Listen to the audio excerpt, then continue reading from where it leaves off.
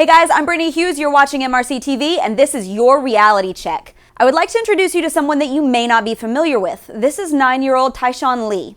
Tyshawn was shot and killed in November in Chicago by 22-year-old Dwight Boone Doty, who lured Tyshawn into an alley with a juice box and shot him dead in a gang-related act of violence aimed at the boy's father. Now, you won't find Tyshawn's name on any trending lists on social media. No one took to the streets in outrage over his death.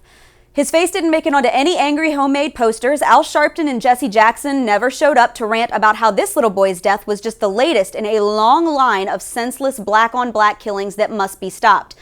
And primetime media reports of this shooting pretty much stopped at state lines. No, Tyshawn Lee wasn't nationally mourned as a black life that mattered. He was just dead. But Tyshawn's death is just the tip of an astronomical iceberg that represents just one city. 3 black kids were shot over the 4th of July weekend in Chicago. Then last Friday, 59-year-old Leander Winford, a black man, was shot and killed while standing on a street corner. Last Saturday, 21-year-old Glenell Fairley, a black man, was shot and killed while playing basketball.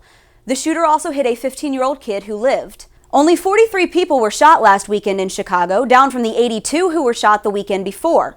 This has become a normal, accepted part of inner-city life, and that's just one American city. Even as we speak, San Bernardino police are investigating another incident from last Friday, when 9-year-old Trayvon Williams and his 26-year-old father were both shot to death in a convenience store by a black man in a possible gang-related shooting.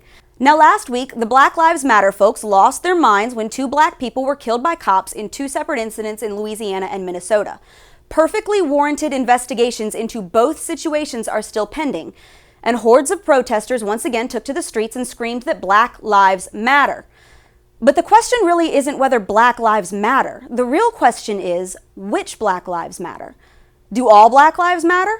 Or do they only matter when their death is broadcasted live over social media, or when their names can be shoved into a hashtag and used to back a political cause? Police officers should rise to the highest standards and should be held accountable when they make bad judgment calls or use inexcusable excessive force.